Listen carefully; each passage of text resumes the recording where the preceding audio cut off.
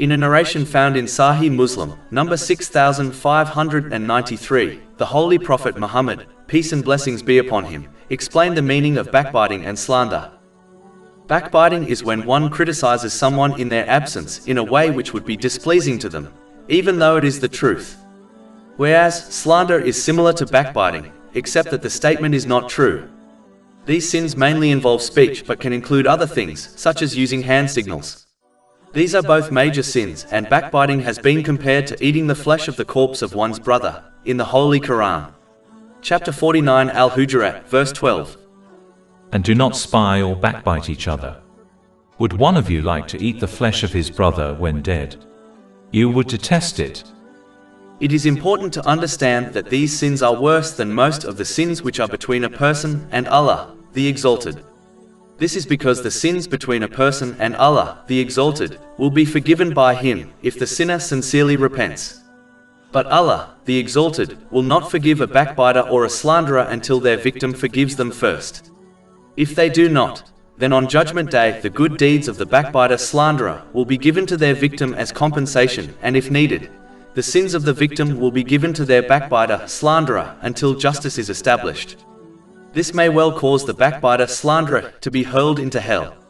This has been confirmed in a narration found in Sahih Muslim, number 6579.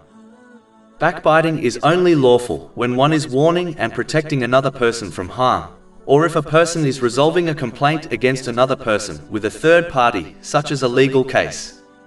One should avoid backbiting and slandering by firstly gaining knowledge on the evil consequences of these major sins.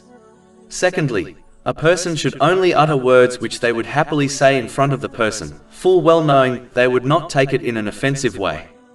Thirdly, a Muslim should only utter words about another if they would not mind someone else saying those or similar words about them.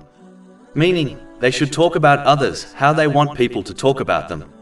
Finally, a Muslim should concentrate on fixing their own faults, and when done sincerely, it will prevent them from backbiting and slandering others. One should avoid the company of backbiters and slanderers, as they are troublemakers who will, sooner or later, backbite or slander them. They should gently warn others from these major sins, as long as they are safe from physical harm.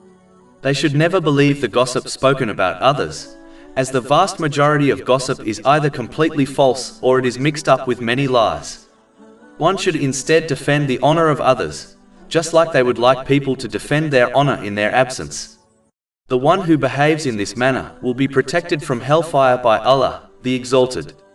This has been advised in a narration found in Jami' at-Tirmidhi, number 1931. One should ignore the gossip they hear about others, and never let it influence their behavior towards them. Instead, they should fulfill the rights of others, according to the teachings of Islam. A Muslim must never be fooled by the fact that backbiting and slandering others has become normalized in society. The sins of others will never reduce the severity of one's sins in the eyes of Allah, the Exalted, nor can the sins of others justify committing sins. This is a foolish attitude which a worldly judge would not even accept. Then how can a Muslim expect Allah, the Exalted, the Judge of Judges, to accept it? Over 400 free ebooks, audiobooks, infographics, podcasts and blogs available on our website, www.shaykhpod.com.